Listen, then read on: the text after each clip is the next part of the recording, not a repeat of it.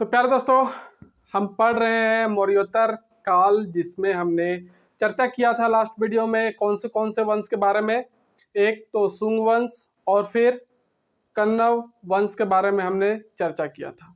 तो प्यारे दोस्तों, जैसे ही मौर्य काल का पतन हुआ, मौर्य वंश का समाप्त हुआ, उसके बाद जो है मौर्य उत्तर काल में जो है मौर्य के बाद के काल में जो है प्रमुख जो वंश आए मगध साम्राज्य में, उनके बारे में जो है हम चर्चा कर रहे हैं और पढ़ रहे हैं। और हमने लास्ट वीडियो में डिस्कस किया था किसके बारे में, वही सुंग डायनेस्टी के बारे में, है ना, और कण्व डायनेस्टी के बारे में। तो नमस्कार मेरे प्यारे दोस्तों, आप सभी का हार्दिक स्वागत है आपके अपने YouTube channel study GS with छोटे लाल में। तो चलिए आज की क्लास शुरू करते हैं और पढ़ते हैं किस कौन से वंश के बारे में।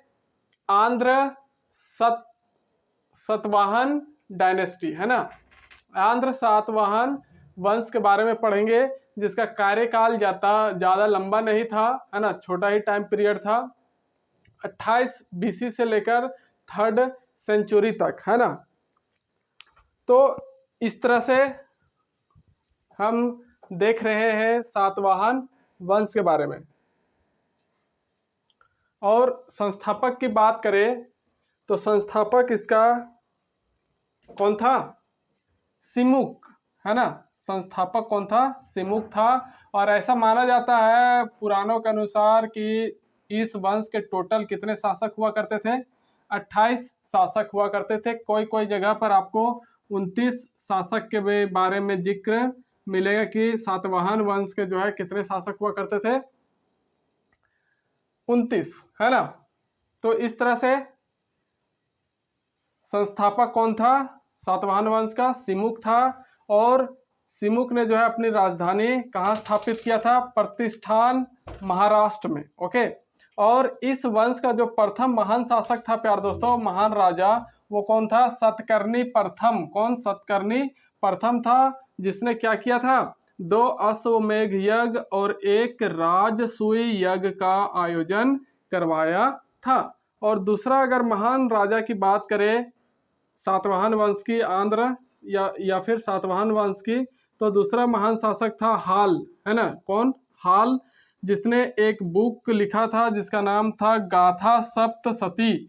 क्या, गाथा सप्तशती नामक पुस्तक की रचना किया था इस हाल ने।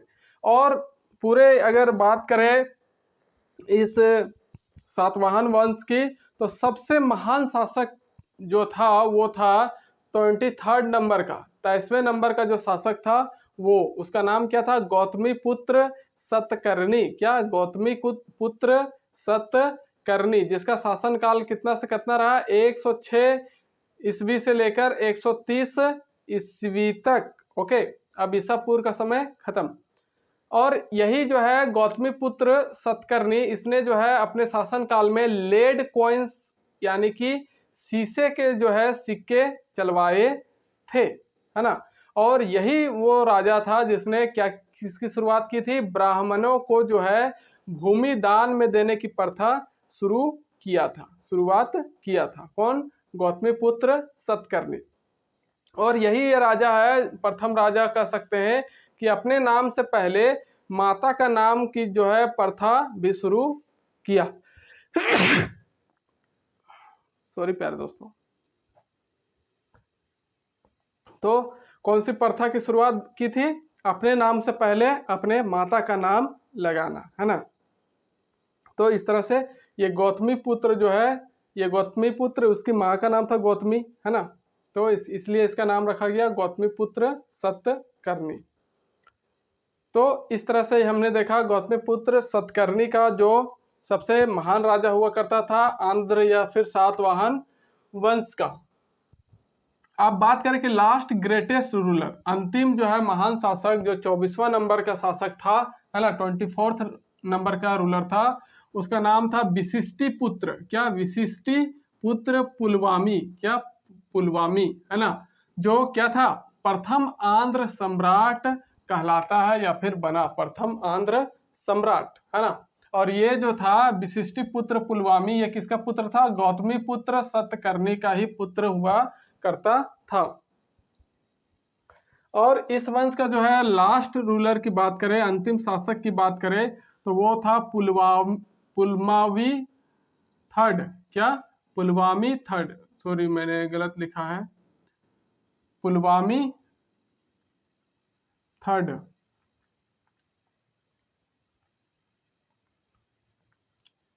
है ना, पुलवामी थर्ड।